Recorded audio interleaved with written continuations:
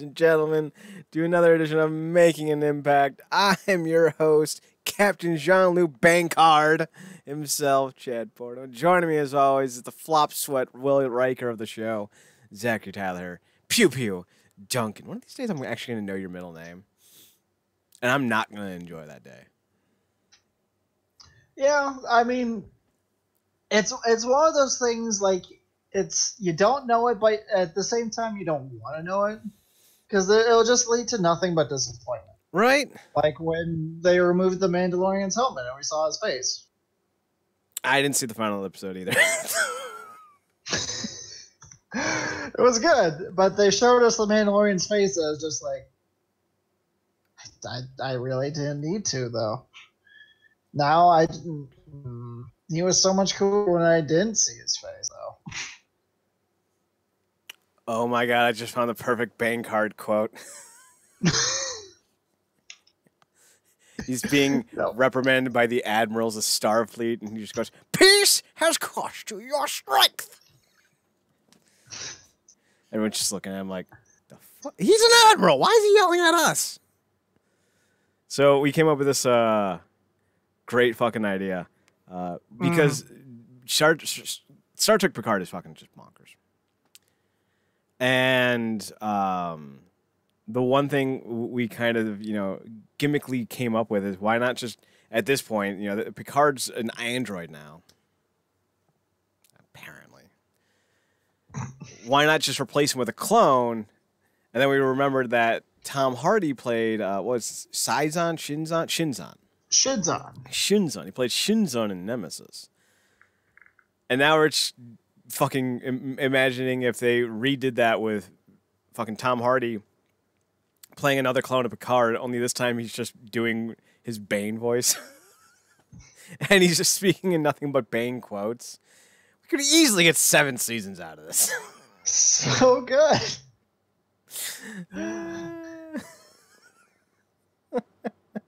Let's not stand on ceremony here, Boar Queen.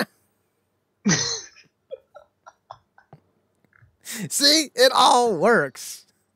It all works. Honestly, I would love it. Like I think in both Next Gen and in Voyager, like they came up with like these different like viruses to infect the Borg with. I want someone to come up with another one, approach Picard with it. He's like, so this is so you have a virus for the Borg, and who can stop this virus? Only me. Only you. He just snaps his neck. So good. We can reuse that one like every season. We can. just with different characters. So, who can use this holodeck? It's Quark. Only me. Only you. Snap. No one cared who I was until I put on the 4 beads on my neck. Because that's the insignias.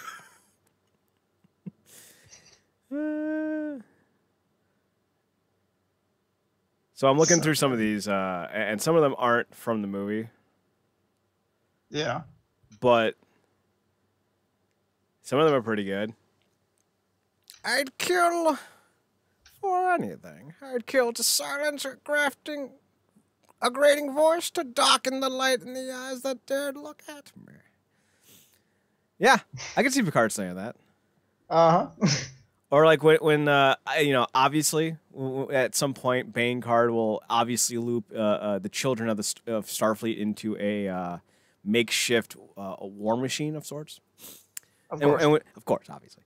And when Riker obviously has a fit about that, he'll be like, but Bankard, they're just children. There's no such thing as childhood. It's a myth. Then Riker will just be like, what? Now, this one I think is from the game. I am not a joke. I am not a riddle. I am Bane. I am not a joke. I am not a riddle. I am not a bird or a cat or a penguin. I am not a scarecrow or a plant or a puppet. I am not your broken friend. I am not your regretful teacher. I am not a child's fairy tale. Wait, which one is? Oh, Mad Hatter. Yeah. I am not a circus act, Croc, here to amuse and frighten you. I am not another one of your madmen howling at the moon. I have no idea who that one is. And I am not some rich playboy playing dress up. I am Bane. From Batman Volume 3, I am Bane. Yep, that's what I thought. I thought so, which was actually a decent series by Tom King, a decent arc, and I want to say that's the part where Batman is like, he just stands up, walks up to Bane, and he says, "Yeah, I get all that, but you know who I am? I'm Batman." And he headbutts Bane in the face and knocks him out. That's pretty solid. It's pretty good. What was the line that he said? Oh yeah, here it is. The oppressors of generations who have kept you down with myths of opportunity, and we give it back to you, the people. Vulcan is yours. The Remans finally get their revenge. It's 7 seasons of Bane cards just leading small little skirmishes against Starfleet in secrecy to destroy them until finally at the end he's got Riker underneath his boot and goes, "Now, William, you have my permission to die." Stomps the life out of him, and then you cut to the Star Trek music and you fade to black. Do do do do. Perfect series. Book it. If only we could find a way to kill off Zachary Quinto's Spock. Not because I disliked him, but because Leonard Nimoy's Spock is so obvious. So, got to kill off a Spock. Mm-hmm. Those movies do not hold up very well. The Quinto ones? Yeah.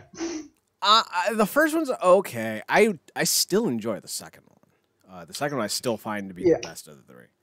And honestly, this might be... I run a Star Trek website, so that, here comes the hate. I prefer Into Darkness more than I prefer Star Trek II Wrath of Khan. Yeah. Oh, my. Yes. I mean, the thing with Wrath of Khan is, like, even the third film, Spock Fights Back. The Return of Spock. The Spock Awakens. I'm sorry, that's what it's called.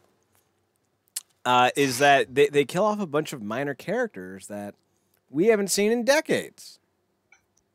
And even when we saw them, they weren't that prevalent. Oh no, you killed off Reginald Barclay. I'm so sad. Kill off Worf and see how I wouldn't. That dude is hankering to die. Oh, he craves death. Yeah, he's the Teddy Buckland of Star Trek. He's just looking for ways to kill himself, but he always gets stopped somehow. He's about to walk out of an airlock and the force field's on, and he just drops his stuff and goes, "Oh man, damn it, Shorty, it's finally gonna happen." He leaps off a cliff. It's finally over. You're free, Barclay. And then he gets teleported back to the T Enterprise. And Bane Cardler, Barclay, you didn't clean up after yourself in the mess hall. You are going to be on rations for 3 weeks. Aw, man. His arms are just dangling at the side as he fucking sludges his way to his room like a child. God, Star Trek is so much better when I can write it. Why can't I write it? Let me write it, damn it. Dude, do you remember when Chad Vader was a thing? Oh, I loved Chad Vader. It was so good. That's fucking... Oh, my God. The early days of the internet were so much better than the shit we have now. Yeah, you're not wrong. 2004 to 2008, peak internet. Mm-hmm. And then after that, I met you, and then shit just went sideways. So, excuse me. I have the Rona. Jokes aside, the lead singer of Fountains Wayne died. Oh, damn. Yeah, from the corona. Lead singer of Fountains Wayne, you'll know him best as the man who sang Stacy's Mom Has Got It Going On. Oh, okay. But he also helped, he actually single-handedly, I think, maybe he had a little help, but he wrote the song That Thing You Do for the Wonders, for the movie That Thing You Do. Doing that thing you do, ripping my heart into a million pieces, like you always do. Yeah, the corona got him, and that's really fucking terrible. Kind of makes you thankful of all the people who are recovering. Yeah. So, with that being said, let's talk about some wrestle, grapple. We have 2 shows to cover tonight. 2. Dos show itos. I don't know what Spanish for show is. We're going to go show itos. Who the hell cares? Now, usually I end up skipping through some of this. Not this time, good sir. I watched every single excruciating minute. First up, we had Josh Alexander taking on Eddie Edwards. I gotta say, Impact Wrestling is one of the best low-key talent rosters going in terms of just in-ring catch-as-catch-can style grapple fests. Eddie still looks like he's carrying about a baker's dozen of Dunkin' Donuts on his hips. But he's still pretty damn good. Yeah, he is. And when you're in there with Josh Alexander, who looks like he stepped out of a marble statue, just like, oh, you were gonna chisel me, but I'm already wipes off the dust from his abs. I'm already chiseled. I see what you did there, Josh. I see what you did there. Real solid match. Ethan ends up kind of causing a little bit of a distract-a-rooney, and Alexander rolls up Eddie for the win. Later on in an interview, they're talking about Tessa, who runs down post-match to save Eddie from a beatdown. And I think it was Ethan who said this. Said that they are the longest-reigning World Tag Team Champions in history. Did you catch that? Mm-hmm. Now, Yeah. I can confirm that those were words that were said. And I can confirm that those were words that were said also by other people. Well, here's the thing. Including Josh Matthews on this broadcast. Yes. Here's the thing, though. He's not wrong. He and Josh Alexander are the longest reigning TNA World Tag Team Champions. If you can, I'm gonna just check real fast to see where they are all time. Because the TNA Impact have had 2 Championes titles. Let's see. They're at 271, so that makes them the all-time leader, bar none. Only AMW's 250, and where the hell is it? There we go. Only AMW's 250 in October of 2005 to where is it? To June of 2006. That's right. There it is. Comes close. That's 250. Excuse me. Let's see. Hang on here. And LAX from 2 years ago with Ortiz and Santana had the longest before that. So, all time, it's the North, LAX, AMW. And then, I think, Beer Money. Damage your 4 longest single reign titles.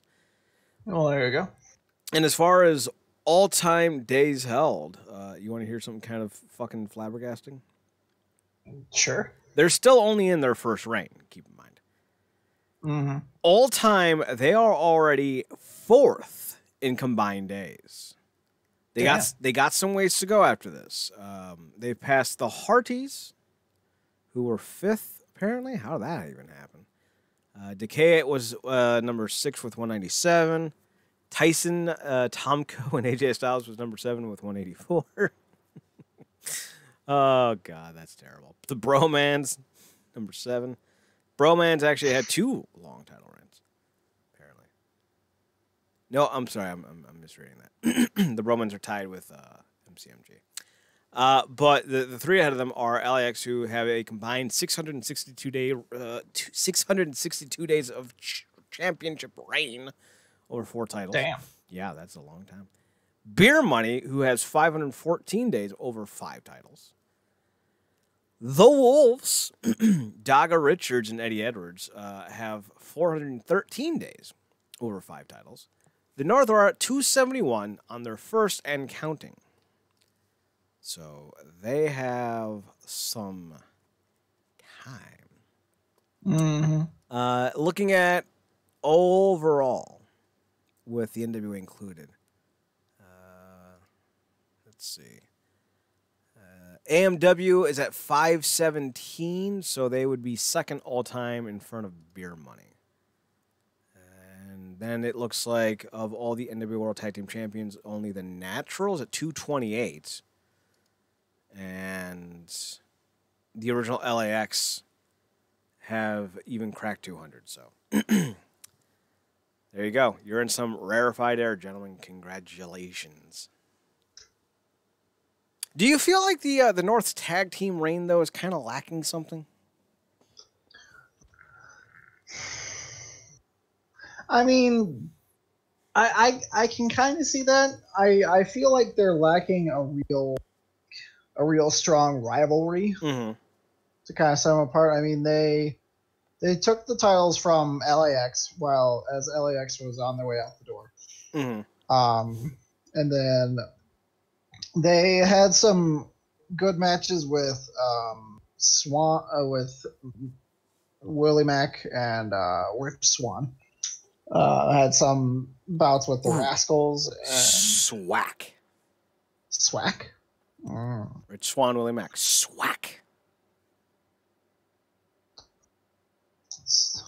Yeah. You're like, all right. Okay. And then most recently TJP and Fallah Bahh, but there hasn't really been a good. I feel like this is part of the problem of just having such a dominant tag team that won't lose the belts is that you need a solid rivalry to really kind of get them to that next level. Now, they do have some teams in the pipeline.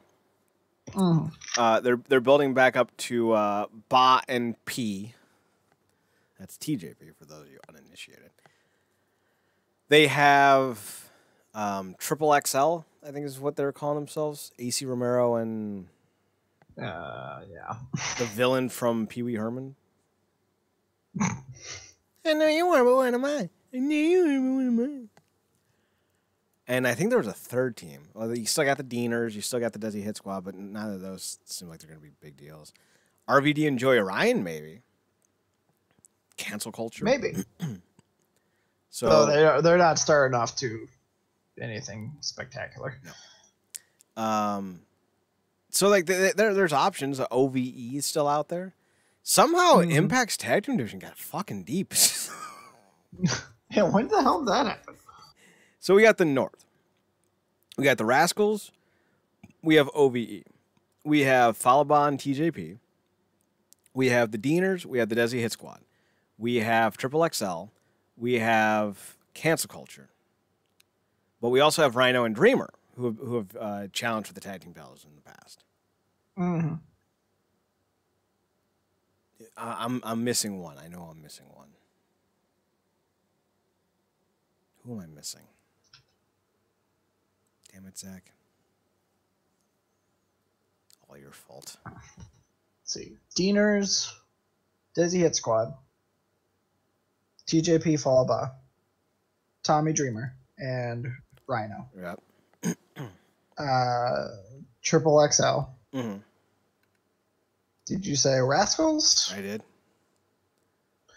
Swan Swan and Mac, forgot them. Swan and Mac, once Swan is back. So that's 10. Yeah. Johnny Swinger and Disco. You can count them. That's 11. Let's see. Reno Scum. There's 12. Oh, yep. There's Reno. Yeah, forgot about them. Let's see. That's all the men. So we have 12 tag teams in Impact Wrestling. And you know what? I love it. Yeah. I'm all here for the Tagorama. The tickety tags. Zach, you know what? What's that? The line must be drawn here. This way. No further. Pink card. Blow up the damn ship. No. You smashed your little ship. That's the best part of the whole fucking movie. You broke your little ship. You got fucking space zombies running around the goddamn plane, spaceship, and all Lily can think about is you broke your damn toy. Why hasn't she popped up anymore? That's a good question. They brought back Cochran for like a cameo. I forgot where. I think it was in Enterprise. So, next stage, we just talked about that. We then get Kylie Ray versus Cassandra Golden, which is a A1 name. Cassandra Golden. That just sounds like a name you gotta like fucking pay attention to. Mm-hmm.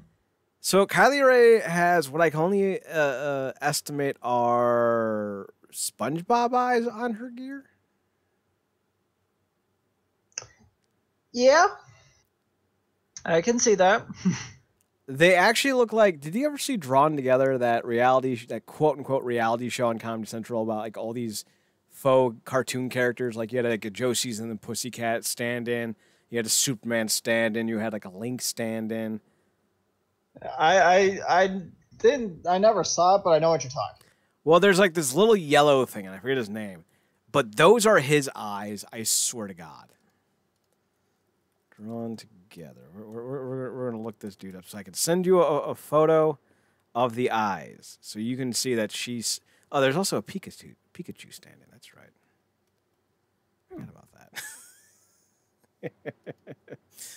that. What did you think of Miss Kylie Ray's debut on the TV show?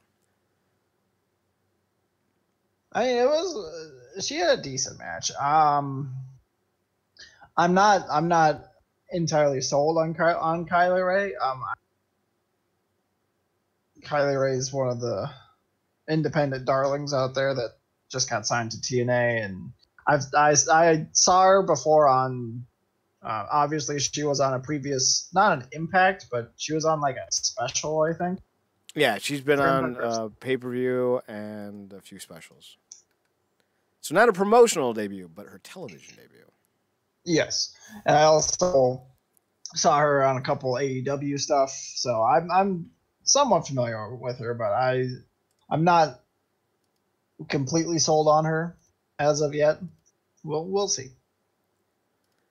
I think doesn't she have like a lip ring or something like that? A what? Like a lip ring? Does she? I thought she did. That's what it looked like. Did that go through? Nope. I gotta see. I'm assuming not as you intended it to. Hang on, I already sent it. It opened as a notepad thing with just a whole bunch of nonsense. There, this will work. Oh, there we go. Okay, yep, I see that. I gotta rewatch this fucking show, man. That looks terrifying. Don't give any context to it. Just let people you run with their imagination. The character's name is Woldor Jebediah Sockbat. Voiced by James Arnold Taylor. I don't know who he is or what he's done. But there you go. So I'm all on board with the Kylie Ray. She announced she's going to be with Impact for a good few years. Standard length, it seems, is 3. So it would stand to reason that she'd be in the company for at least 3 years. I'll tell you what, in all ways possible, she's a better version of Bayley. Yeah. She's more athletic. She's not that it truly matters, but marketability and optics do. She's more attractive. She's a better worker. She's got a better personality, a better promo. Because Bayley what the fuck did Bayley ever do to be popular? She was cute and not, and like you said, Kylie Ray is kind of going the same way, but less like childish. Less creepy. she's more manic. Yeah, which is ironic. Well, Zach will understand why that's ironic here in a second. Yeah. Tag team action on TNA. So yeah, I'm fine with Kylie Ray sticking around. She's a hell of a worker. Personality-wise, I think she's very unique to the brand, and I'm just sitting here fantasy booking all of the interactions between her and Rosemary, who apparently has become a bit of a trollop. Yeah, what the fuck's happening? Rosemary's trying to drown her sorrows in dick. We'll get there. Got to get to Kid Cash. So weird. So weird. So Kid Cash comes out. Moose is talking shit about TNA. It says original returns, and at first I thought to myself, wait, wasn't Kid Cash the first guy to ever call himself Mr. TNA? Now I can't remember for sure, but that would kind of be ironic as Mr. TNA takes on Mr. Impact Wrestling. Yeah, I feel like, if that is true, then I feel like they missed kind of a golden opportunity for them. But well, Kid Cash still looks good. I think he's like fucking 50. I think they said he was like 50. Is 50 different than fucking 50? Oh, I didn't hear you say a number. You just kind of like trailed off. You trailed off. Yeah. Remember when Kid Cash was super fucking jacked in 2012? I do remember that. I also remember when he was super not fucking jacked in 2003. Well, in 2012, he was still doing his. He was still trying to make a run for MMA. Kid jacked. Oh, he missed a great opportunity to change his name. Kid jacked. That would have been great. What do you think of Moose versus Kid Cash? Even though Moose kind of just won pretty handedly. I mean, it went along the same lines as his match with Chase Stevens the previous week, in that Kid Cash got some offense in, but then Moose hit him with a quick no jackhammer needed, and I approve, because I mean, as we said when we were reviewing the TNA weekly pay-per-views, Kid Cash was never. Kid Cash was a good hand to have in like the mid card, but he's never someone that you could build a company around. So the problem that I think Cash always had, and it's not xenophobic to say this, but it's definitely something phobic. That southern drawl is so synonymous with that southeast part of the country. Not even Florida, not even Georgia, but just like Alabama, and Missouri. Not even Missouri, just Alabama. It was fucking Tennessee and Alabama. That's really it. It kind of stunts what he can really be in the eyes of a global audience. So I think that was always part of the reason why, because he did cut good promos. He just, you know, I think the gimmick, him trying to be the Kid Rock of wrestling, because that's what he was trying to do. I think he kept that going too long, and he didn't have an exit strategy. He's one of the few people, though, to ever win the WWE Cruiserweight Championship and the Impact TNA X Division Championship, though. That is true. Yes, he's in rarefied air. That saying is in rarefied air.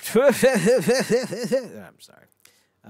We then get a promo with Triple XL. It's Larry Legend, Larry D, and AC Romero, and they're being interviewed by Jimmy Jacobs, and then TJP and Falabot give them what looks to be Polynesian fried chicken. Yeah. And then they take pieces away. What a dick move. I told you, TJ. Very dick move. Like, honestly, when they first rolled up, I thought they were gonna, like, make cracks on them for being overweight. I was just like, irony. Right? Weird. Ba was the bully, now he's the bullier. Shut up. I know what I said. We then got a pretty hack-ass segment, I gotta say. I think it was Josh Matthews was interviewing Rich Swann via Skype-a-lite. Uh-huh. Oh, it was Jimmy Jacobs doing there. Oh, it's Jimmy Jacobs. There's a lot of Jimmy Jacobs tonight. Last night. Mm-hmm. I'm not complaining. I like me some Jimmy Jacobs. He's interviewing Rich Swann, and it's clearly just done via laptop. I don't know why they had to say via satellite. Oh, God. Trying too hard. Right? I mean, like, when it was, like, The Rock doing it, it's like, clearly that's that seems like a better setup. Well, no, when The Rock was doing it, it was via satellite. They sent a WWE production crew to his house. Exactly. So why just say that Rich Swann is, he's FaceTiming from his house. Literally, all of ESPN is right now is Skype calls on television. Like, Impact, you're not going to look Bush League. You're fine. You're good. He's interviewing, excuse me. Swanee. He's interviewing Swanna, one half of Swack, and Ace Austin kind of interrupts and says something to the extent like, I don't remember you being part of TNA. I think I'm getting two segments confused, but we're just going to do them both at once. And James Jacobs replies with, I'm there, you just got to look. I'm in the Wikipedia somewhere. And he is like 2003, 2004, he popped up for a spell. But during the SWAC satellite convo, Ace Austin kind of hijacks the thing and he's like, "Hey, Swanee, check the door." And there's a knock, and Swan's like, "Oh, what's at the door?" He's like, "I sent Reno's scum." And Swan's like, "There's nothing there." But there is. We heard the knock. Oh, Swan. He would not survive Resident Evil. So would he survive Doom? I don't. Well, no, because to get to Doom, you have to have survived Resident Evil. Because the saying is that you play Resident Evil to prep for quarantine. You play Doom when quarantine fails. Exactly. That's so good. You go from hoarding items and doling out herbs and whatnot on a as needed basis, and then you switch over to Doom mode and you rip and tear until it's done. What a great fucking line! Oh my God, it's a video game, and it's the best fucking line I've heard in 20 goddamn years. Rip and tear until it's done. Oh, it's so metal. Speaking of metal, Swan got up, looked at the door. It's not metal, it's punk. Reno Scum hits him, and you just hear Swan go, "Yeah!" off camera, and I'm just like, like clearly he's standing like off frame, going, "Ah!" and fucking Ace is like, "Yes, I've sent my goons to Florida, I think, is where Swan lives. Even though Adam Thornstow's in the medical field, and when he's not at Impact, he's probably at his. I think he does live in Reno. He's probably at the local Reno hospital doing his job.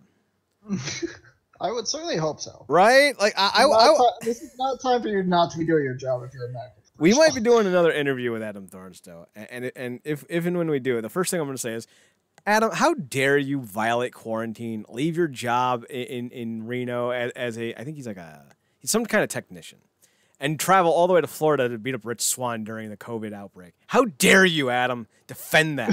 And he'll just go, it didn't really happen. He's a solid dude to talk to, and I'm looking forward to scheduling another interview, but I'm going to make Swisher do it. Let's see. We talked about that. Then we get Sami Callihan coming out to talk to the Impact crowd. And I'm going to say this. I think this might be Callahan's, maybe his best promo to date. He was fantastic. The dissension that's being sown by both Sammy's actions and the commentary crew about OVE is... Tommy Dreamer is like one of the perfect foils for Callahan to futz with. So I think all in all, it's one of those situations where I'm very happy with what they're doing with Callahan, and they're doing the exact same things that they should have been doing in WWE. And the best part is he's still taking shots at them. Hey, going up to... I don't know why I'm sounding like fucking Triple H. Just get off my back. Hey, Sammy, we're gonna make you a reindeer savior tonight, for me. Yeah. Come out, call you the Black Machismo. I think that one's already used. just so he takes a shot at WWE. He's like, in that company in Connecticut, or in some companies, I think is what he says. In some companies, we They throw everything out for a legend when he comes in, but not in Impact Wrestling. You gotta earn your keep. And he starts addressing Ken Shamrock, calls him, the best shape of his life, most dangerous man. People are afraid of him. And Sammy's like, but I'm not. And then Dreamer comes down and he's all like, I'm an old man. Doing his best Terry Funk impersonation. The two fight. It sparks a Falls Count Anywhere match, right? Or... No holds barred? Let's go down. All school rules or some bullshit. Oh, God. What? So dumb. Just call it. Why can't we just call it a hardcore match again, please? Or just call it no holds barred. I think they're trying... Keep it simple. No disqualification. Bam. Done. Yeah. I think they're trying to interwove... the TNA kind of ideas into this. So, I don't know. Yeah. So, Callahan beats Dreamer for like the 30th time. I'm never mad when these two fight, though. My only concern is Dreamer, I know your one's bump card only has so many bumps to give. But can't Dreamer just wrestle a match without having to do dumb shit? No. Like, bro. Unfortunately, I think Dreamer's kind of backed into a corner of if he doesn't do like the hardcore shit anymore, then it's kind of like, what's the point of bringing him out there? Well, I'm going to surprise you here. I'm actually a fan of Dreamer. Yeah. And I would be fine if he wrestled 5-7 minute matches all the time. Like, he's a great personality, great promo. He does add a lot to the product in a lot of ways. I don't need to see him in 12, 15, 16-minute hardcore matches anymore. But that being said, if you want to go over the top, do a Dreamer-Callahan feud to a Barbed Wire Massacre 4, I mean, in terms of looking for a reason to retire from the hardcore scene, that would be it for Dreamer. But also, even though it's going to sound really morbid what I'm about to say, I think a Barbed Wire Massacre match probably less damaging than a traditional hardcore match. Now, it's going to cut you up more and you're going to lose more blood, sure. But you're going to suffer less concussive blows to your body and head and knees. Mm-hmm. So, are you willing to bleed for a little relief? Oh, that sounds like a Joker quote. Ah, damn, I'm good. Any thoughts on Callahan and Dreamer or Callahan's promo work? I agree. I really enjoyed Callahan's promo. Because I feel like that's just like his bringing up the whole Legends got earned their keep thing. That's like his first. That's not his whole shtick. That's his first little nugget of this is what's wrong with things, with how things are working today. And I like it. I dig it. And I thought I am not a big fan of. I don't think that he should. I mean, I agree. I don't think he should still be wrestling nearly as long of matches these days, because dude does not move well. To be fair, he never really did. I mean, yes, it's very fair. So in terms of steps lost, not many. That's why they called him the Heart of East, because because that's all he had was heart, not much else. But I did enjoy the match. I thought the match was a very good little impromptu Street Fighter, whatever 5 million other names they have for no DQ matches. Do you remember One Night Only? Or One Night Stand? Sorry. 2005? One Night Stand, yeah. Mm-hmm. Do you remember what Joey Styles said about Tommy Dreamer on that night? I don't. Not off the top of my head. Dreamer stood there waiting for Sandman. Team 3D was in, or the Dudleys were in the ring yelling at him. And Joey Styles says, Tommy Dreamer, 35 years old, and it's his last hurrah.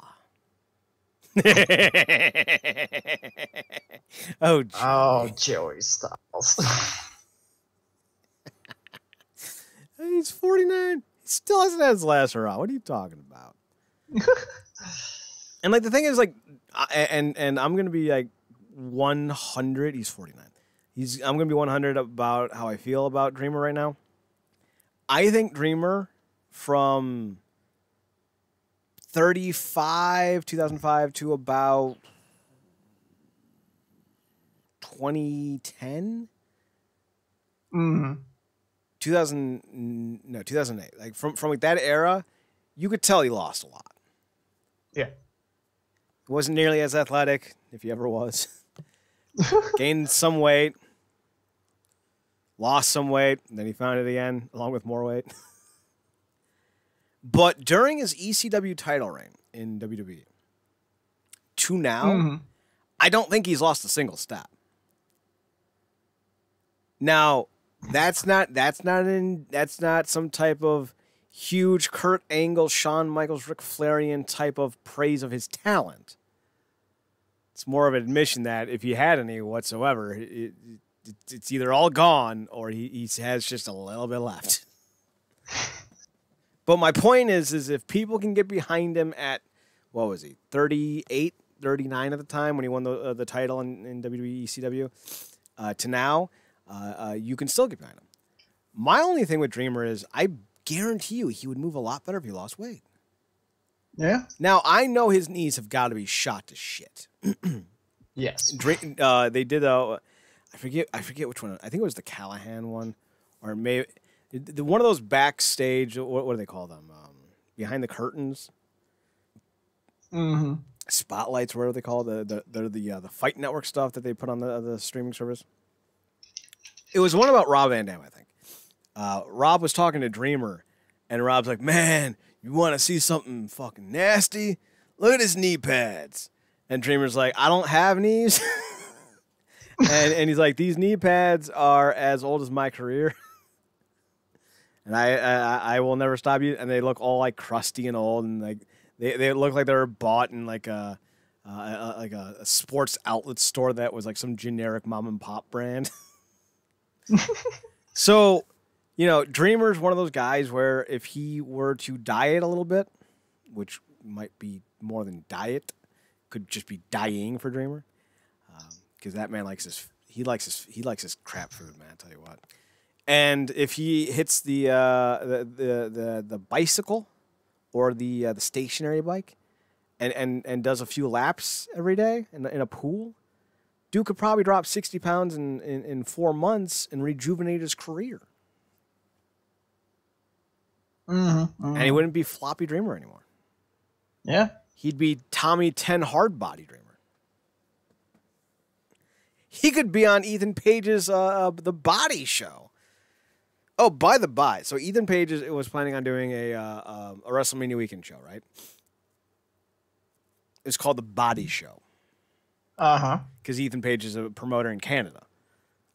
Sometimes that kind of gets lost. I think, what is he, Smash? Is that his brand? Is that his promotion? I don't think it's Smash, but I mean I could be wrong. He's his promotion just joined Impact Wrestling's streaming service. Alpha One? Yeah, Alpha One. Okay. So apparently Alpha One is going to do a WrestleMania weekend show called The Body Show. Well, news broke today that Ethan Page still intends on doing his show, but it'll be live via YouTube. And it will be, I think it's going to be free.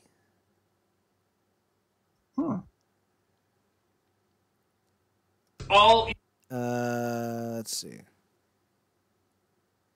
So, the biggest announcement in pro wrestling this week, please watch this very important video. Tag your favorite dirt sheet news site, writer, influencer. We have a limited amount of time to make this as massive as possible.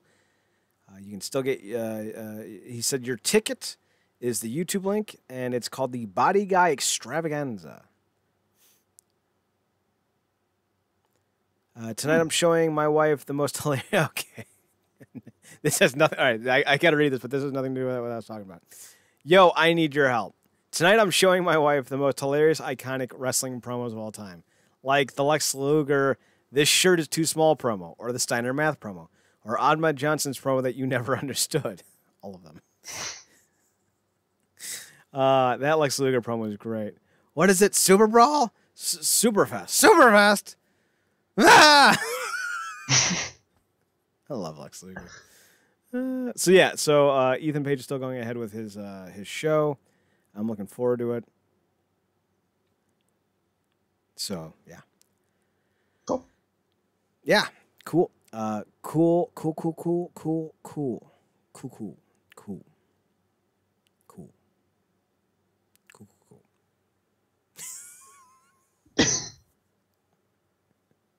You fight like a younger man. Nothing held back. Admirable, but mistake. There it is. I was trying to remember the blank, but mistaken. So Rosemary is hanging out in the bar. She's trashed. She's trashed off her ass, and she is scaring everyone around her. So when I said last week that the undead realm was dead, I didn't actually think it was going to be a thing, but apparently it is, because Rosemary is stuck in this mortal coil. She's yelling at the patrons, and then she deduces. Oh, this is a great fucking shot of her. She deduces that if she's going to be stuck here, that she's going to use the mortals to her benefit. She's going to take advantage of the mortal, and she starts by hitting on some fucking jacked up flop sweat pony buzz cut guy. I don't know what the fuck this is. I really expected that to turn out to actually be somebody. I did too. I'm like, James Storm, Matt Morgan, Elite Skipper. Fuck you, I don't see color.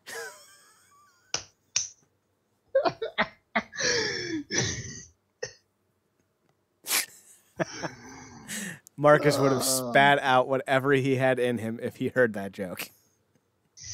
I'm kind of sad that I made it without him being able to hear it live.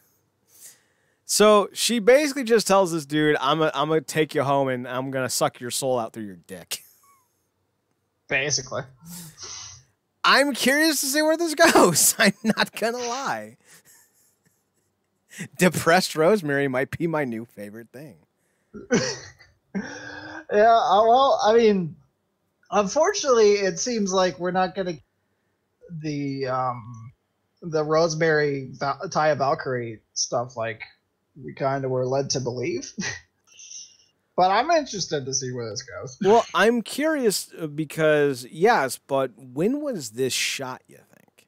It seems like it was shot in Atlanta with the rest of the stuff, but with everything kind of up in the air right now, I think Impact has 2 shows left in the tank. Mm-hmm. So, you know, they're probably at least 3 to 4 weeks. Like, if they announce tomorrow a lifting of restrictions and travels and whatnot, there's still at least 2 to 3 weeks before they could film anything. Yeah. So that, you know, you're gonna have to do a show, or maybe even a month's worth of shows, because WWE has announced they've canceled all their shows for April. Well, I don't think they've announced it, but it's kind of happened. So you know, Impact's gonna have to figure out at least 2 weeks worth of stuff to do in April. Now, it wouldn't be that hard. You know, I really did like that Post-Bound for Glory show they did from L.A. But you got to do something that really hits home and really feels special to kind of hold the audience. So, right. That's my hope.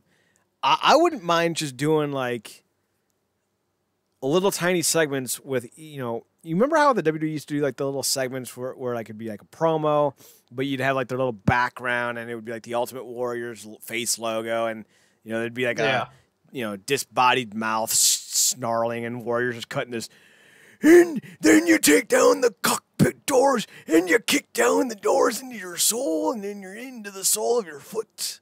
Like what? Do something like that. Like have a 90 to 120 second segment for every wrestler on your roster, but give them some type of like specified setting. Like all Ego could be in front of his Marvel action figures, that big dork. Josh Alexander can be in front of his hot Asian wife. And Carl Anderson can be pissed because I just stole his gimmick. You know, I think that'd be a cool way of doing it. You would still get new content, essentially. No matches. But I think what you could do is you could do like really cool little one-off promos. And then depending on who's available and how you can, you know, jerry-rig it to work, you could have like Rosemary talk about the final war. What was it called? The Ultimate War? Which war are we talking With about? With the Hardys at Bound for Glory? Oh, the Great War. The Great War. We could have like Rosemary provide commentary in character. Like, that'd be great. She can talk about how she has like a big crush on fucking Will-O-the-Wisp. But that she can't stand that Jeff Hardy. But she has to say like that. I can't stand. You know, she just wants to rip out the entrails of itchweed. She has to say though, I can't stand that Jeff Hardy. Just like that. I think that would work. And Impact has enough strong promo people to make that a thing. While Rosemary's in-ring career is kind of taking a sideways slant after her knee injury, it seems to have affected her a little bit more than I thought it would. The one thing that I'm going to say about her is she's still so entertaining. She is. To the point where, you know, like longevity, and, you know, she's been around for almost 5 years now. I think she's had, what, 2 knockout title reigns? Yes, I believe so. She's creative as hell. Her promos are always worth checking into. The Undead Realm isn't always that great, and you know, I don't know if she's, you know, in ring wise, what exactly is going on, because I feel like she has lost the stuff. But then again, you know, that's a huge catastrophic knee injury she suffered, so that's not too surprising. But I'm gonna make a big statement here. I have a hard time picking a number 2 on the Knockouts roster all-time list whose name isn't Rosemary. You know, Brooke Tessmacher was all right. I mean, I loved her, but she had a very short run for what she was. Taryn Terrell, I will always have a thing for Taryn Terrell. Roxy Laveau, Jacqueline, Tracy Brooks, you know, this Awesome Kong even. Kong is maybe your only real competition, I think. But Kong, again, had a very short run. She was only in the company for 2 years. And then another year. And then like 2 weeks. So Rosemary's got the longevity. She's got the moments. She's got the matches. You know, it's hard for me not to say that she's not the second best knockout of all time. Now, Jade, Mia Yim, had an opportunity, but she went up to the Connecticut and, or technically Orlando, and threw that away. But I think Rosemary is easily number 2. And I'm sure you're not going to disagree. No. You're a Rosemary fiend. Ops. So we then move on to Su Yung. They do a little recap. Basically everything. Yep. And Su Yung walks up to, or Susie walks up to the Deaners, who have to deal with Joey Ryan and RVD tonight. And Susie says, I know that I'm Su Yung. Su Yung stabbed people and put them in coffins, and that's bad. I don't want to stab people. And Cody Deaner's like, I don't want to be stabbed either. Cody Deaner's an underrated fool. I love that man. Remember when? Do you remember when Cody Deaner first debuted? When what? When Cody Deaner first debuted? As part of the Deaners, or was he in there separately?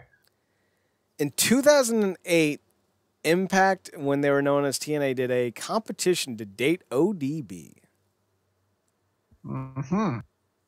They had a bunch of people submit videos. They aired them, and then they snuck in one from a Canadian pro wrestler by the name of Cody Deaner. At the time, he had like a handlebar, not a handlebar mustache. He had like a Fu Manchu. He didn't have like a beard or a goatee. He just had like the mustache that ran down the side of his mouth. And he looked more Duck Dynasty minus the beard than anything. Now he looks like full-blown Canadian mountain man guy. So I think it looks better. He has a much better look. But, yeah, this is Cody Deaner, man. He won the Knockouts Tag Team title, I believe. No, the Knockouts title. Correction. Did he? I'm pretty sure he did. Let me double-check this. Cody and Deaner. This was the Vince Russo era, by the way. Well, of course it was. Right? Like, I shouldn't even have told you. I should just asked you to fucking take a chance on who you think wrote it. Came up with those brilliant ideas. Okay, so incorrect information. He did not win the Impact Knockouts Tag Championship, but he did carry it around for a while. Let's see. He was signed in a contract in 2009. Cut a promo, one lucky guy, ODB's manager, Hard Justice. Okay, here it is. Deaner pinned Sky to apparently make ODB the new champion, but afterwards began arguing with her over who the champion really was. On the 27th edition of Impact, it was announced that at No Surrender, he would face ODB to determine the true Knockouts champion. That sounds right. He defeated Tara on the September 10th episode of Impact in an MMA rules match, but only after Awesome Kong they got involved. At No Surrender, ODB defeated Deaner to win the Knockouts Championship. So, almost won it. Thank God. So, we then get the Deaners confronting Private, not Private Party, Council Culture. And I'm going to tell you what, they're real good heels, man. Because every time Joey Ryan speaks, I want to slap him. And not because he's Joey Ryan. You know, that's like me saying I want to slap what's his face? He's the late night TV show host. He's always laughing at his own stupid jokes. Everyone loves him, but he's a giant prick. Jimmy Fallon? Yep. Like, I want to slap Jimmy Fallon all the time, but then sometimes I really want to slap Jimmy Fallon. That's how I feel about Joey Ryan. I always want to slap him, but today I really want to slap him. He hit the no button. The button you don't want to hit with Chad. He hit it. And what's that, Chad? When Joey Ryan said, your toxic masculinity is the problem here. And I just went, oh, we are not invoking that phrase. And like, as I was booking my ticket to California to smother Joey Ryan with a pillow, I stopped and went, oh, wait, he's a heel. You made me mad. Oh, that's good. So I canceled the ticket. Well, that's good. Jokes aside, I was like legitimately kind of annoyed and a little upset. Like, ooh, that's kind of a dick move. Maybe you shouldn't. Oh wait, no, you should, because it did piss me off. Maybe you should. Right? Like I was just like, well, I felt something there, Joey, and it's not disdain for your usual tomfoolery. So good job. He also looks like a very skinny Scott D'Amore with a beard. Circa 2005. I can see that. Circa 2005. I can see that. He also looks like Alf. If Alf had a bad wax job.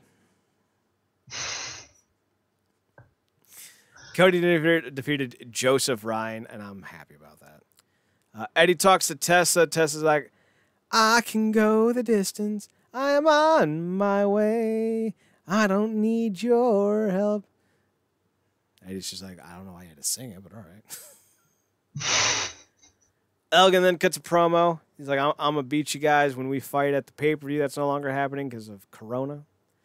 And then in the main event, it was Tessa defeating Ethan Page, played by Julian. In the main event, Eddie comes down, and then Elgin comes down, and they all sing Kumbaya and do a Hands Across America. It's actually a Hands Across Canada, but still. No. Elgin comes down, destroys shop, and he's just like, I'm fucking Michael Elgin, bitch. And we're like, fair. Fair, yeah. Well played, well played. You have a point, good sir. I have no rebuttal for you. Thank you. Valid criticism, my friend. So, I'm going to ask you real fast, and then we're going to move on to the TNA side of things. Thoughts on this week's Impact show? I thought the show was all right. I think it was better than the previous week or the previous couple weeks. But you know, it wasn't the best show, but I enjoyed bits of it. I think the first half was real strong. Mm-hmm. The second hour did have some good stuff with Rosemary's little bit and Susie's little bit and the cancel culture stuff, but Tessa isn't really what I want in a world champion in Impact, and I know Impact's super hardcore on the whole. Intergender's no longer going to be an intergender; it's just going to be a match. But I'm telling you, most people don't want to see that shit. Yeah. So don't do that.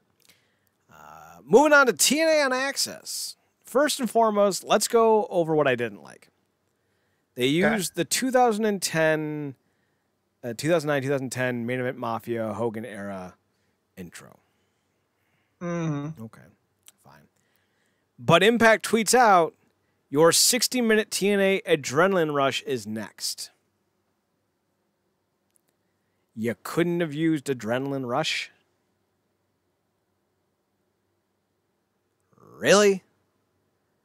Saturday nights, 11 o'clock hits. And all of a sudden you hear, Adrenaline Rush, Adrenaline Rush, Adrenaline Rush, Adrenaline Rush, Adrenaline Rush, Adrenaline Rush, Adrenaline Rush, Adrenaline Rush. It's great. I think the best part was when, who was it, Christian started making fun of it. It's great. Love that shit. Sounds like a Christian thing to do. Right? All of the backlits and images in all the promos and stuff were from that era of TNA 2 and whatever. but all of the banners and the ring apron was from like 2004. Yeah. Super confused about the timing of this fucking throwback idea. But the things I did love, the entrance, which is same for all the original show, but still, I love that they brought back the voice of all the promo packages. Oh, that guy's amazing. I love that man. He's so good. So that was a big thing. I'm gonna look up his name. TNA promo package voiceover guy.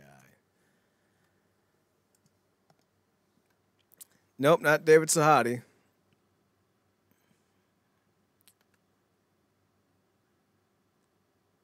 Barry Scott. There it is. I love his voice. It's so good. Zachy, it's so good. It's so good. It's so good. So good. So good. We then get promos, hype package when David Penzer's doing commentary for some reason.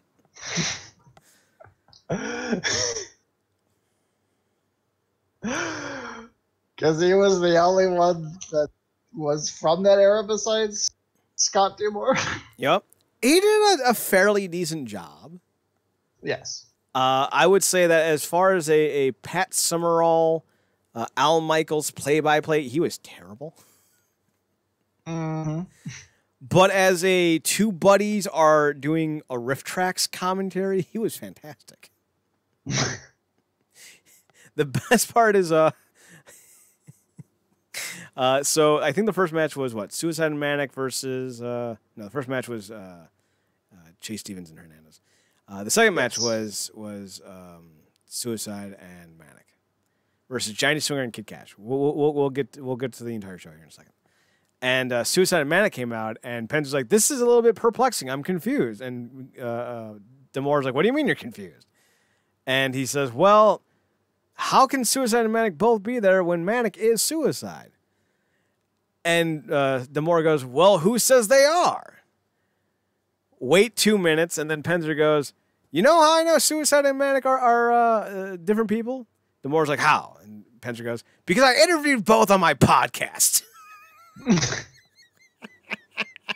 It took Penzer 2 minutes to get there, but he got there. Oh, that shit was great. So we open up with a bit of a callback of sorts. LAX and The Natural had a little bit of a tit for tat in 2006, if I remember correctly. I don't think it ever made it to pay-per-view. But Chase Stevens, Andy Douglas. No, Chase Stevens? Which one is this? Chase Stevens. He took on Hernandez. Yeah. It was actually a fairly enjoyable match, although Chase Stevens doesn't have much of a persona that I would sit here and say is too engaging. But I wasn't totally against it, and it was fun to see Chase Stevens get a little bit of a rub. Yeah. Thoughts on the Hernandez and Chase Stevens at all? Yeah, I mean, I agree. It was a bit of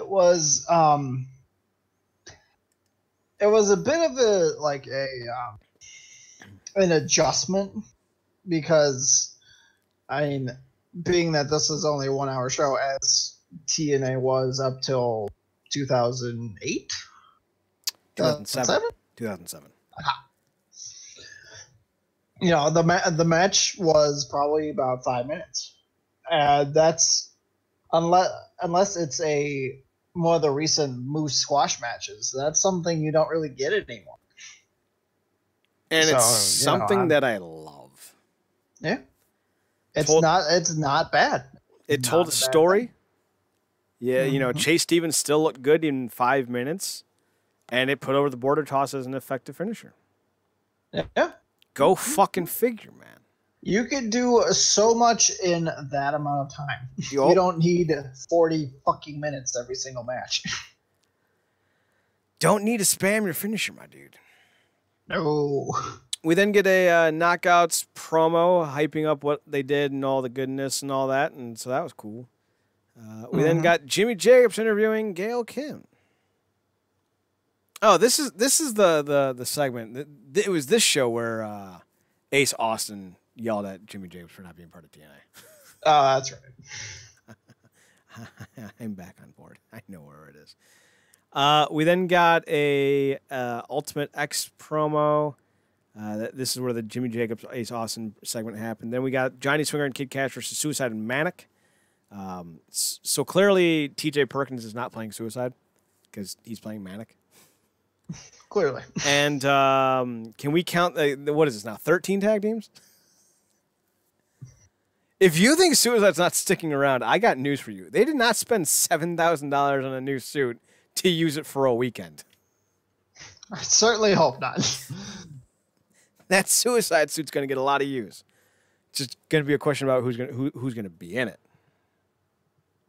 That's the question. Caleb Conley? Maybe Manic is so quick. He was both Manic and Suicide. And by Manic, I mean TJ Perkins. Maybe he's so quick he was both Manic and Suicide. You just couldn't tell how fast he was moving because he's so fast. So the Suicide Twins. Oh, God, that's a good name for them. The Homicide Twins? Suicide Twins is good. So Suicide and Manic get the win. Pretty solid. Yeah. He hits a swanton on Cash. 1, 2, 3. Any thoughts? No. It was. They hit the spot that I wanted them to, which was when both Suicide and Manic did the little Spider-Man grab on the ropes. So good. It was so cool. I was like, okay, let's see if they do it. Oh, they did it. I'm satisfied now. We can all go home. So yeah, it was enjoyable. We then got, I don't know if this is a great thing or a terrible thing. We then got Impact interviewing a bunch of wrestlers about the King of the Mountain match. And the basic gist was, do you know the rules? And no one but Willie Mack knew the rules. And the rules aren't hard. They're not that fucking complicated. There's 5 guys in the ring. To win the match, you need to hang the title belt, or whatever it is, on the little dangly thing over the ring. But in order to be able to do so, you have to pin somebody. Correct. Once that person gets pinned, they're in a box for 2 minutes, and they can't do shit. It ain't hard. So simple. Like, y'all are going to fucking sit here and backtrack the Broken Hardy universe to its earliest inception point in 1996. But 24 seconds to explain a match is too long? You guys are fucking stupid. Although I get the fucking I get the joke. It's a ladder match but backwards. And to some people it's confusing. But it's like it's not that hard.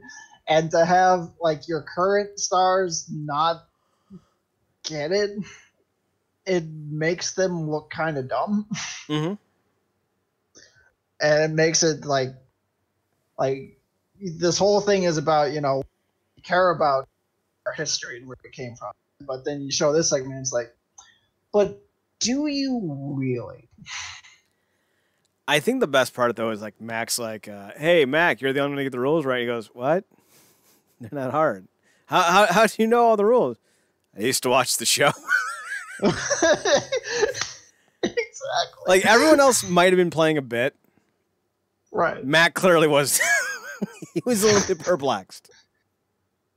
Yeah, that is one of the things that I think we talked, I think, last week about Mac's trouble on the mic, but one of the things that will kind of save him is that he's so honest. He's very, very affable, very honest, very likable. Yes. By the by, the winner of the King of the Mountain match, hopefully they still do the show because I want to see this, becomes the TNA World Champion. That's kind of what they alluded to. They didn't allude to it. Scott D'Amore said on commentary, the winner of the King of the Mountain gets this title. And D'Amore goes, I kind of don't want to let it go. Or Penzer said that, I'm sorry. So, Kind of some nonsense. I also love that we got the old 2002, 2003 NWA TNA microphone covers. Mm-hmm. We got Joey Ryan and Scott Steiner. Now this is a little bit of a heavy kind of segment because this was the last thing Scott Steiner did before he had his heart attack. Like we're talking like minutes after this, he would have a heart attack. So Steiner was booked for Ethan Page's show, which will air still. I don't know if he's still booked, and if he is still booked, what he's actually gonna end up doing. So that'll be something to keep an eye on. Joseph Ryan got his ass kicked, so it was a real rough night for him on 2 separate occasions. Steiner tried to do the Steiner math call out, shout out, I should say. He said he's not very PC.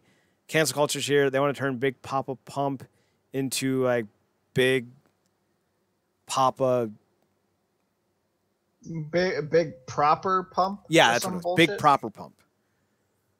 Listen, if you're gonna do a right to censor kind of shtick, that's a great fucking nickname. Big proper pump, Scott Steiner. Mm-hmm. I dug that. Also, apparently, we were gonna get the Clockwork Orange House of Fun match at the events that they're building up to all night, and they're like, and Rhino and Sawyer Fulton are going to, what do they say? Not exemplify it, but they're gonna allude to it or something like that, or they're preview it. Yeah, they're gonna a preview of it with Sawyer Fulton and Rhino. And it was just a match. It was. I feel like it's. I feel like their wording is like this is a match to preview them having a match, but that match at the pay-per-view is going to be the Clockwork Orange House of Fun match. But yeah, the way they word it, fucking.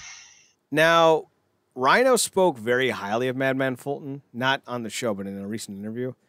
And he said that Madman Fulton to him is most reminiscent of Abyss.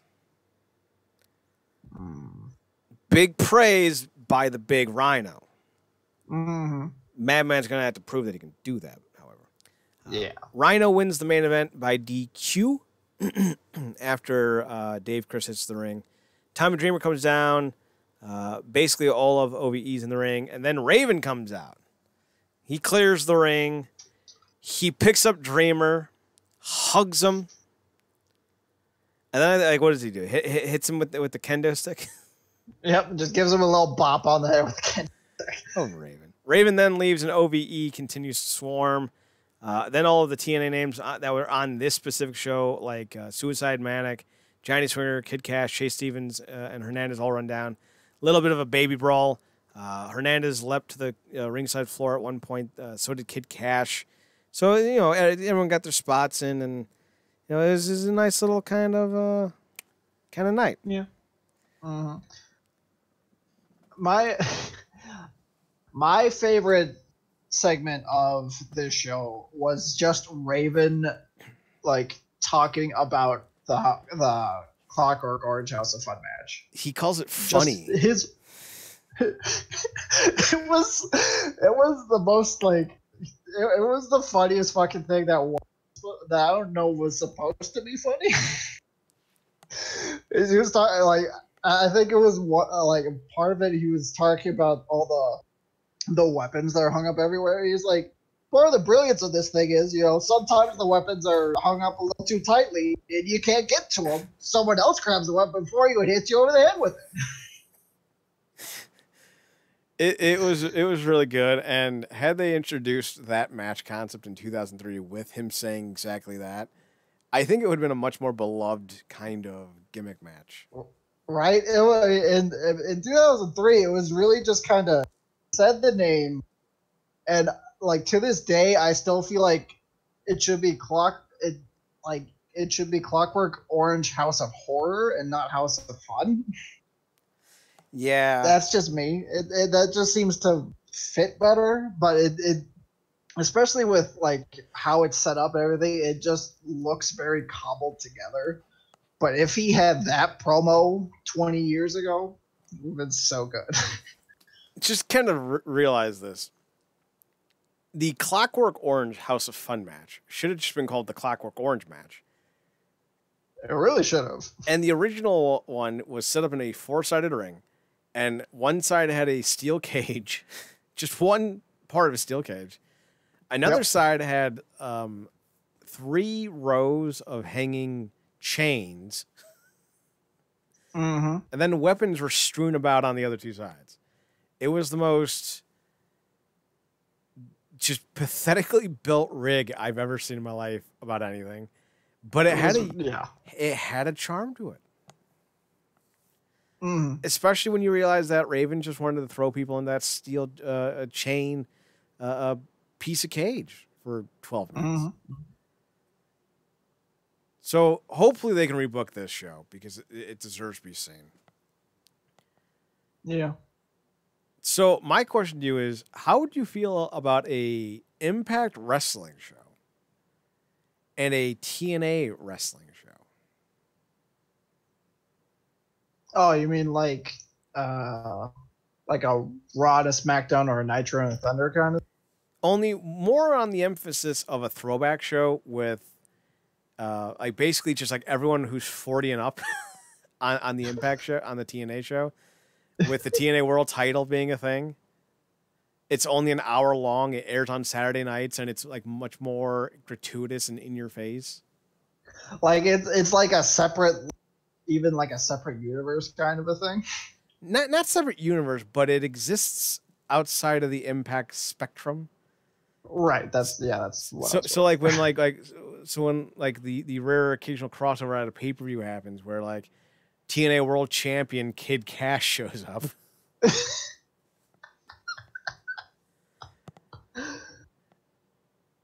But think about it like this. You could use something like that. You could put the world title on Ken Shamrock. Yeah.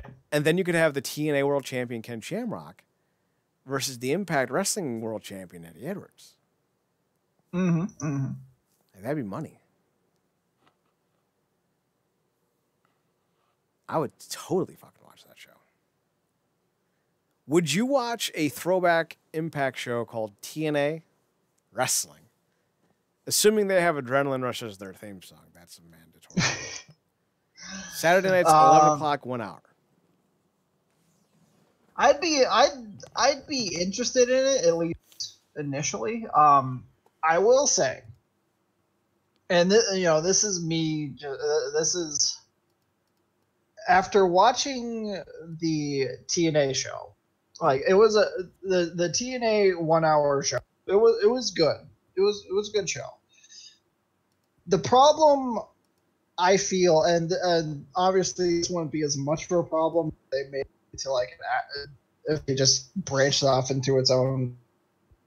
The problem I kind of have with like the TNA reunion shows is that you're not getting the majority of the names that one associates with classic TNA, and most of them now are WWE, or I think James Storm's in NWA. Is anyone in AEW? Daniels is. Mm-hmm. Kate Kazarian too. So, yeah. So I mean, you had her, Chase, you had Scott Steiner, and you had Raven, and Rhino is on your roster full time. But you're not going to get the AJ Styles. You're not going to get the Samoa Joe. You're not going to get the Kurt Angle or the Sting, or I don't think you're getting. I highly doubt you get a Jeff Jarrett. No, he's with the WWE. No, but you could get an Alex Shelley. You can still get a Chris Sabin, Amazing Red. You could bring back the SAT. Mm-hmm. You could have you got Petey Williams. Yeah, you have Chris Harris. Who else? I mean, the biggest name of 2000 fucking Triton.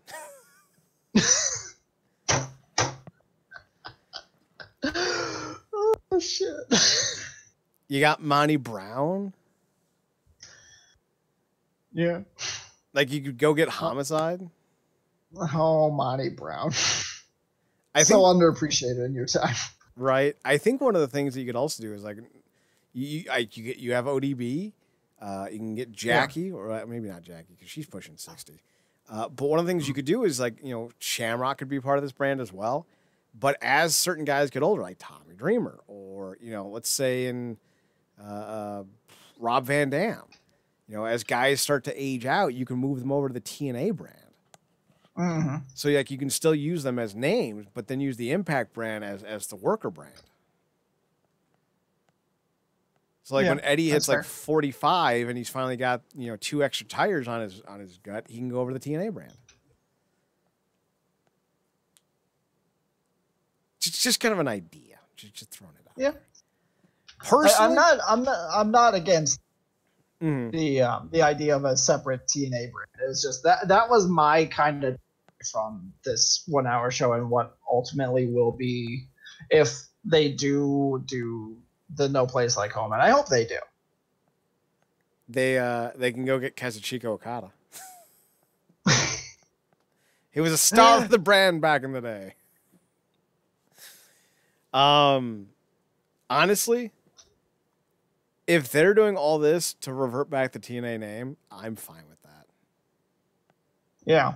Because there's just so much more buzz around the TNA name. And even though it hasn't been used in really in any earnestness since 2011, when Eric Bischoff tried to change it, subtly, I thought it was still kind of a weak kind of move. And, it's been, 5 years since they officially changed it? 4 years? And it just hasn't really felt like the company that could have been. I don't know. Yeah. Now we've had like 4 different names though. So we had NWA TNA, we had TNA, we had Global Force Wrestling, and now we got Impact Wrestling. Yeah.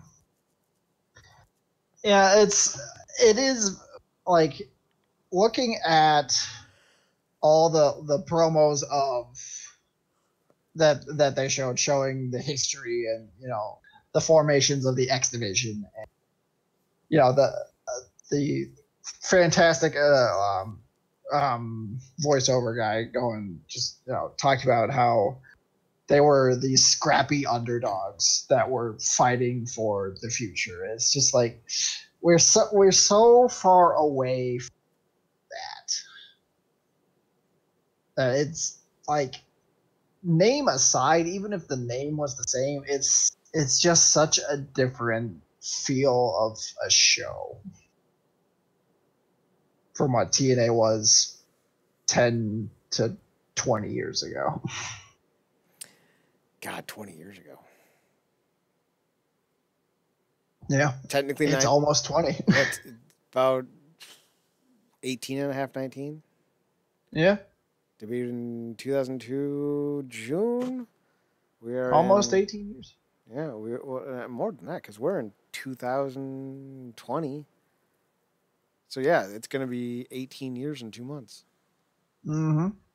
Shit. TNA can finally flash us their TNA. Congratulations. You're illegal. All right. So anything else that has struck your interest that you want to comment on before we say goodnight? Not so much. Did you there was a what's it by? I think it was called Vice. Did a Dark Side of the Ring. Mm-hmm. Talk about Chris Benoit. Mm-hmm. I started watching that, and I'll probably watch it. But it's such a bizarre thing to think about. To just, it's such a bizarre documentary to watch. Mm-hmm. And I've never been one of those guys that I've never really been into the true crime stuff because I mean, if it's fictional, then that's sometimes I can get behind that sometimes.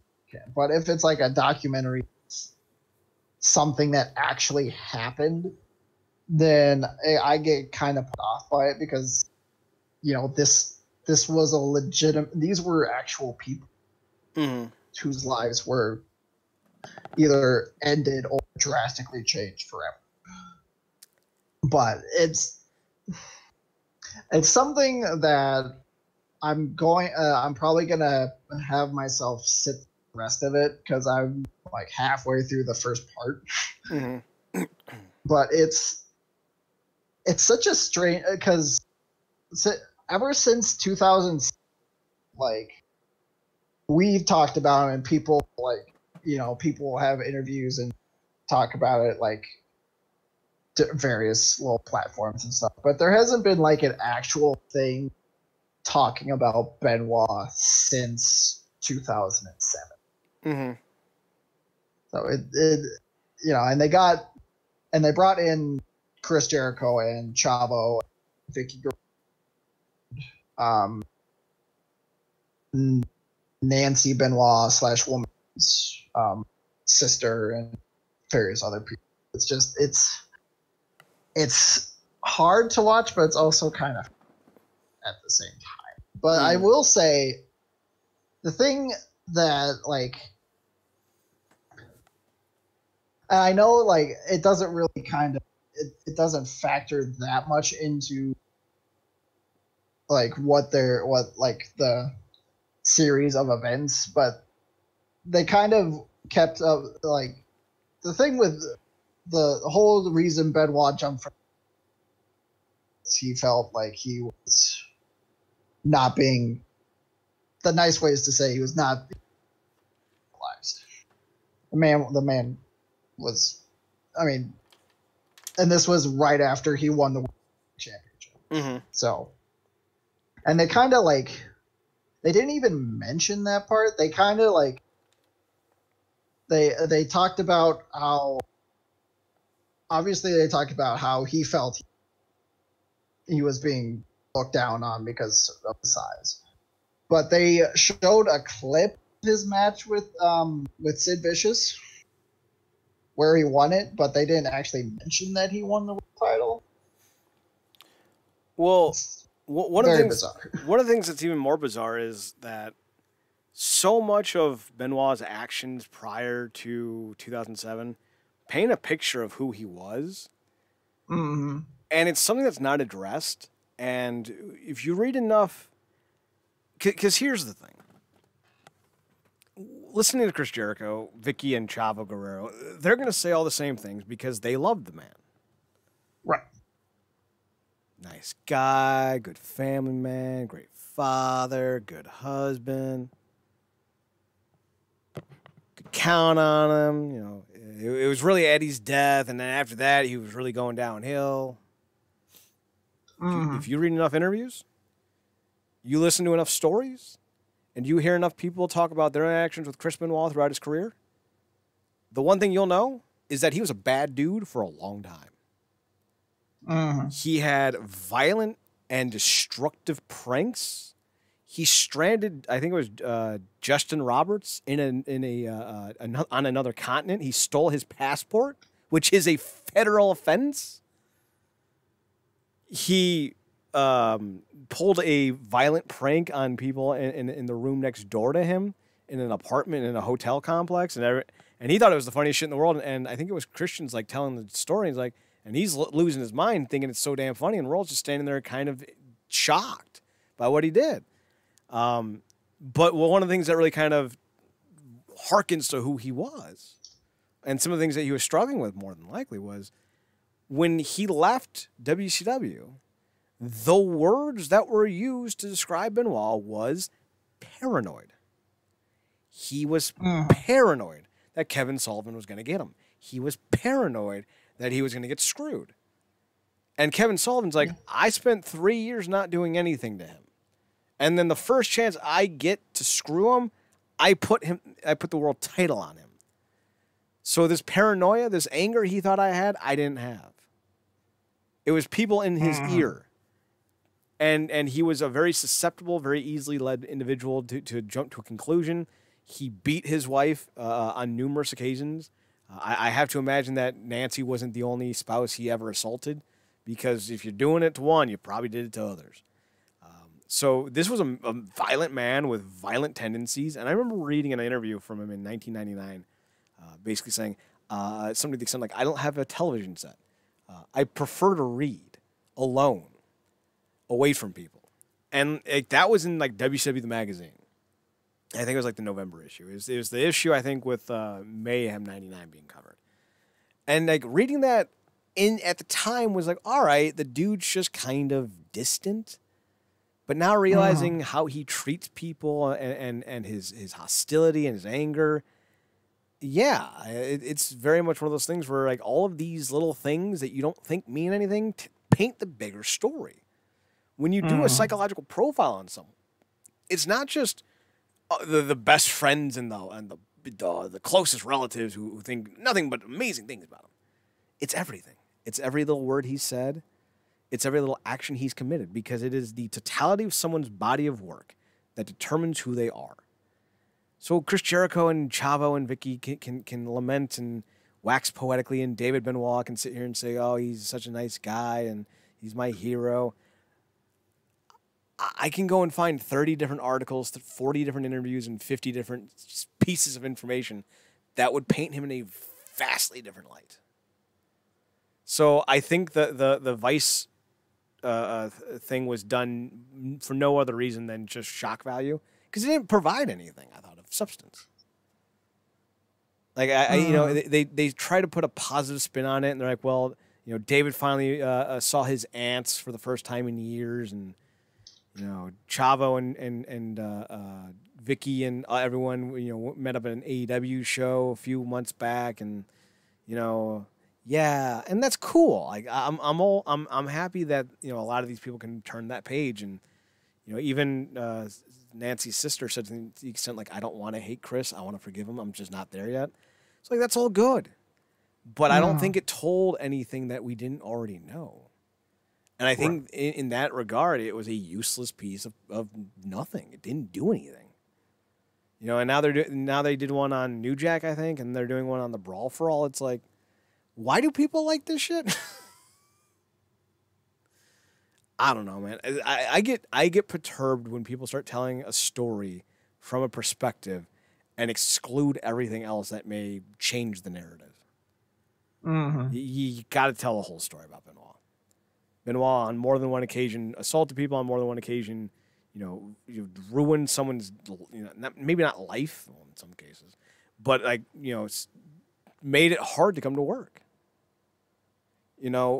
Fans want to romanticize guys like Benoit, and you shouldn't. I think about like JBL. Like JBL literally went downstairs once to go fight Matt Stryker, who was sitting at like a corner booth in like a restaurant attached to the hotel, and JBL wanted to kill him for no reason. And I'm supposed to sit here and think that like, oh yeah, Benoit is clearly the toxic environment of the situation and the way people behaved didn't affect Benoit at all. Like, really? No, he did. I've always wanted to write up a piece about Benoit. Maybe I finally have the desire and reason to, but it's a touchy subject because people just want to default to, well, he had brain damage. Well, no, that doesn't explain 20 years worth of behavior. So, and even that, who did I just see? Josh Cribbs, former Cleveland Browns returnman and wide receiver, has the brain of a 70-year-old. Josh Cribbs has never been in trouble in the law in a day in his life. So the idea that just because the brain has deteriorated to a point beyond where it should be at that stage in his life does not automatically, determine that it's that's fault. Like that's why he did it. Right. No, there's a multitude of reasons. He had an impulse control issue. He had a substance issue. He had an anger issue. That probably all led into a traumatic and disturbing, series of events over the course of 3 days that may or may not have been played in part due to brain damage. But the brain damage, we don't know how long it was there for, but I'm assuming it wasn't just, I'm assuming it wasn't there his entire life. And there's too much behavior that he's demonstrated that was there before any signs started to pop up. Because, you can't go from, say for the sake of argument, 93 to 2005. Well, he's a good guy. It was Eddie's death, and, it was really all downhill from Eddie's death. Like, no. If he had brain damage going back to 2000, 97, we would know, because there wouldn't be that dramatic of a shift. That would be the dramatic shift. But instead, there's a giant dramatic shift in 2005.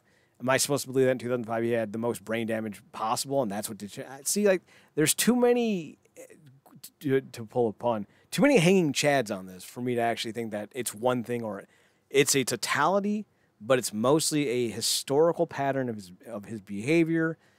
And honestly, when you have to file a restraining order against a significant other because they are abusing you to the point that you are afraid to live, that you are afraid that you are going to be struck down in the prime of your life, the idea that they could kill you should be on the front of your mind.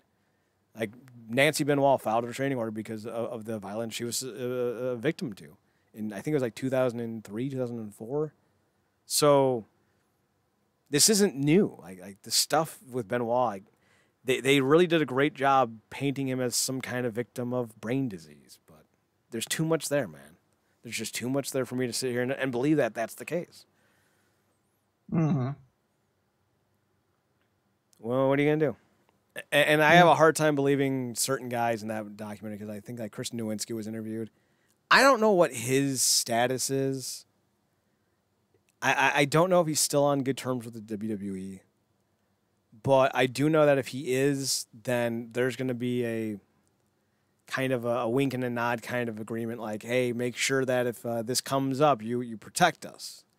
And if there's not, then, maybe Nowinski's a lot more credible than one would think. And he's a very smart man. Chris Nowinski's a very smart man.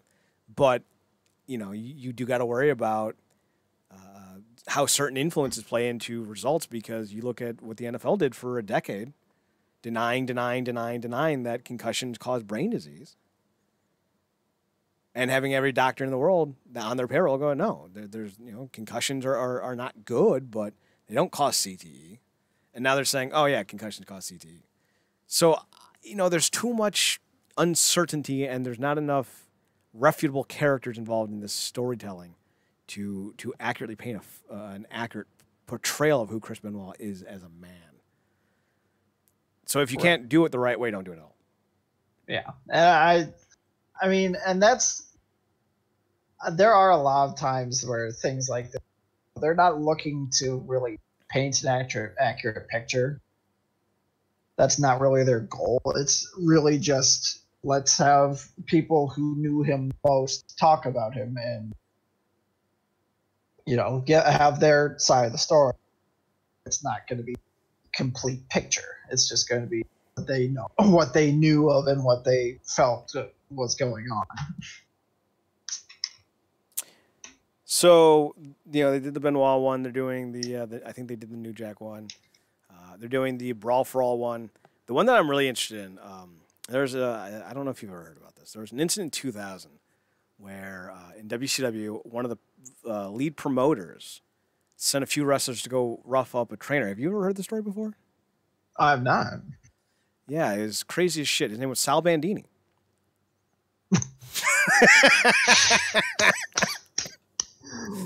Well done. Well done. I applaud you, sir. I can't wait for that Vice article to come. That Vice story to come out. The Life and Times of Sal Bandini. If you don't know who I'm talking about, it's from the movie Ready to Rumble, and I forget the guy his name. He played the reporter in Daredevil, and he's the sergeant or the captain in the Bad Boys movies. He's playing the promoter for WCW, and at one point, the main big star of WCW, Jerry, what was his name? Jerry King? No. Jimmy King. Jimmy King.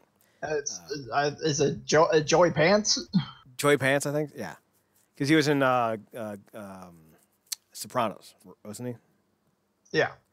So he sends Sid Vicious and Perry Saturn to go beat up Sal Bandini, who's a infamous wrestling trainer from like the 50s.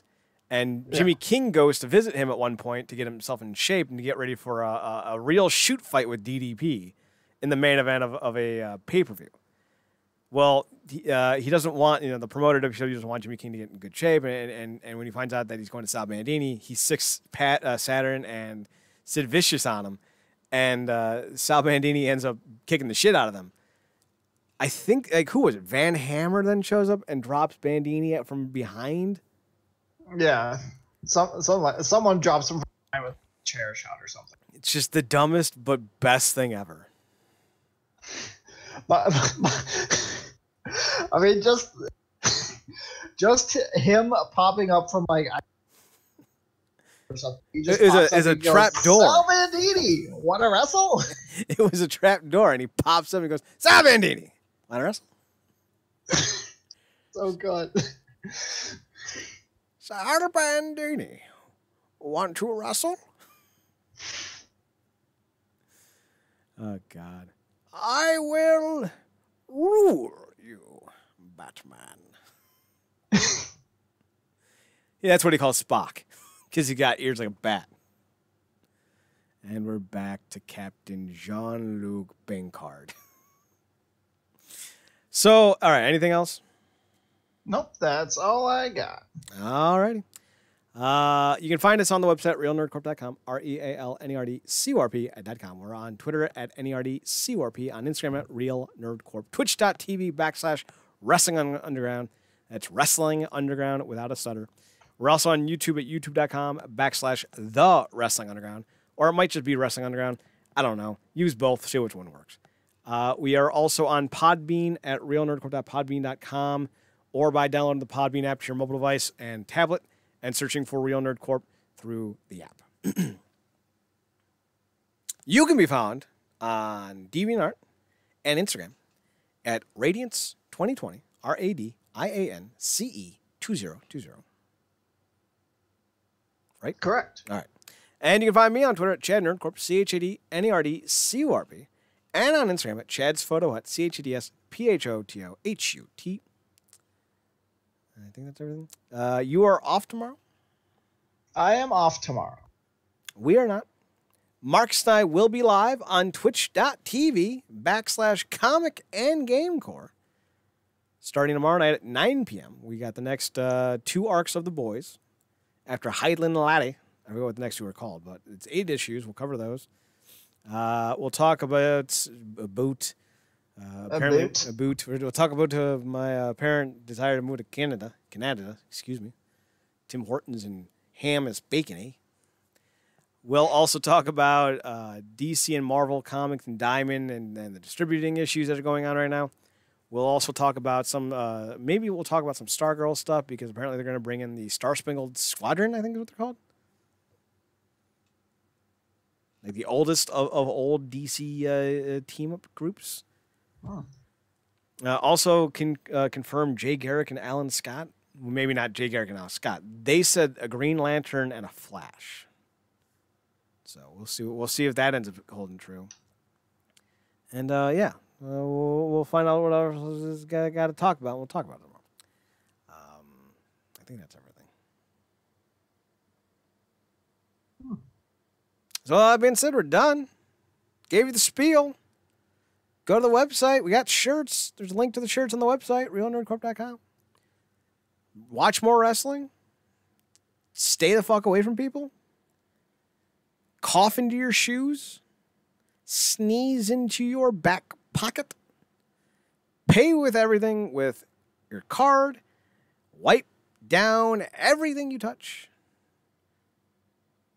including yourself. And remember, as always, to watch more wrestling. Thackeray. Take us home. Good night, Salvin.